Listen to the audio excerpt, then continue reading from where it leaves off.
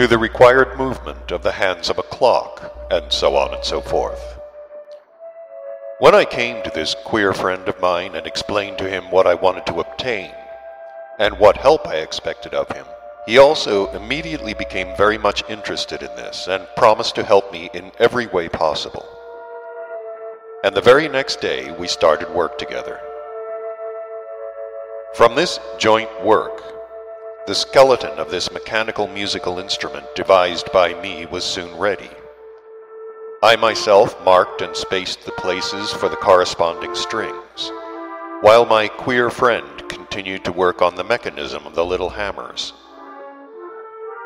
And then, when I had finished stretching the strings and had begun to tune them correspondingly, just then that began which aroused that further interest in me which brought me to the experiments concerning the laws of vibrations, which I began and am still continuing. It began in this way. I must first tell you that before this, I already very well knew that half the length of any string gives twice the number of vibrations of a whole string, of equal volume and density.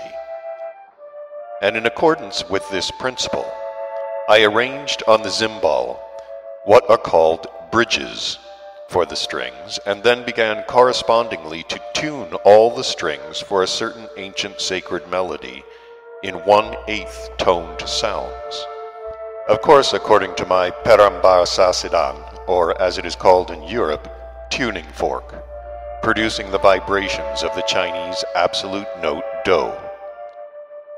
It was during this tuning that I first clearly constated that the principle, namely that the number of vibrations of a string is inversely proportional to its length, does not always, but only sometimes coincide with the obtaining of what is called a common blending harmonic consonance.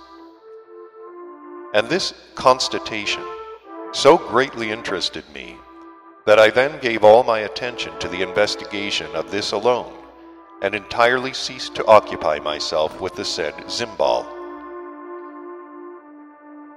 Then it so chanced to happen that my queer friend also became very much interested in the same thing, and together we began to investigate this fact which so astonished us both.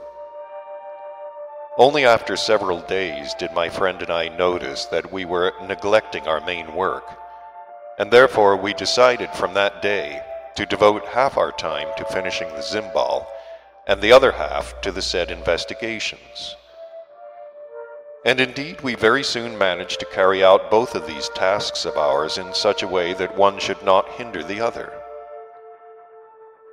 Soon the mechanical zimbal devised by us was ready.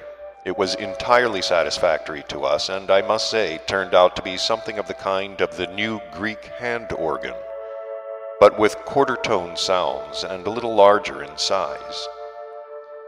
It was set in action by turning, by which the little hammers struck the corresponding strings, and this correspondence was obtained by means of bundles of flattened reeds, in which we had made dents, into which, during the turning of the ends of the little hammers, fell and set the corresponding strings vibrating.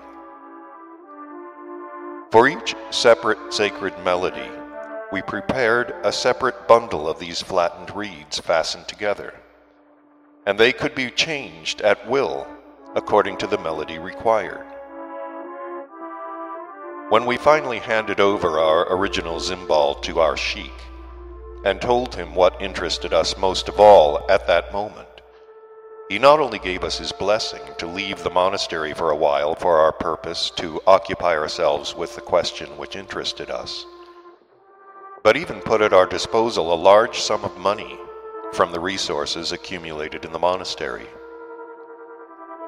We then moved here, and began to live far from other people and outside of our brotherhood. This friend of mine and I lived here all the time in complete peace and concord, and only recently did I lose forever this never-to-be-forgotten and irreplaceable friend of mine. And I lost him in the following lamentable circumstances. Several weeks ago, He went down to the banks of the river Amu Darya, to the town X, for various materials and instruments.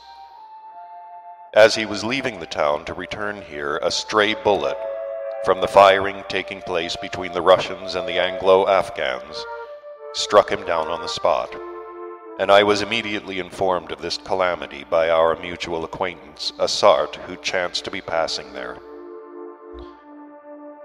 Several days afterwards I brought his remains here and buried him over there, he added, pointing to a corner of the cave where a peculiar form of projection could be seen.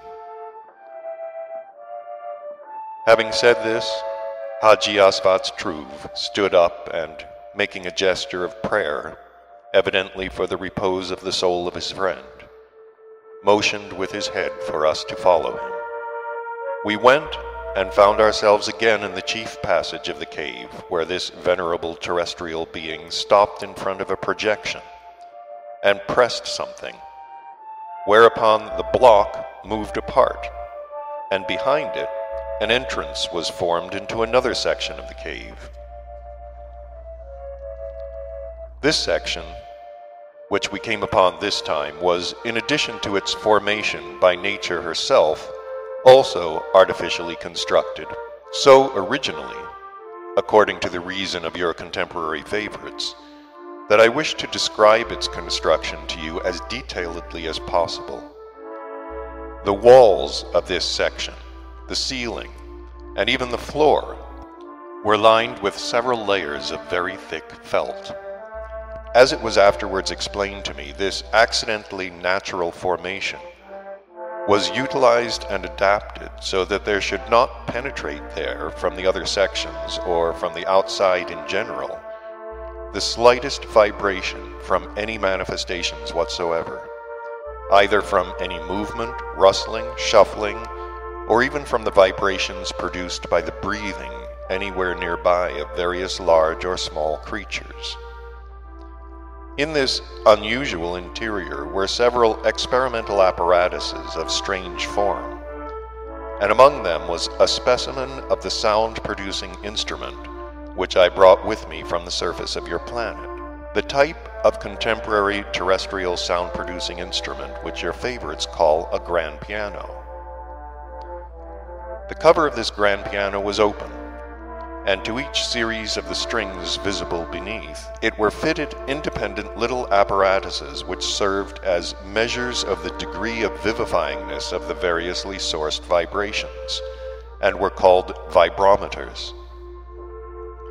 When I saw the large number of these vibrometers, the being impulse of astonishment in my common presence increased to such an intensity as that which our Mullah Nasr ad-Din expresses by the following words: "The limit of full satiety is bursting." This impulse of astonishment had arisen and progressively increased in me from the moment when I saw in the passages of the cave the gas and electric lighting. I had already then wondered whence and how all this was present here.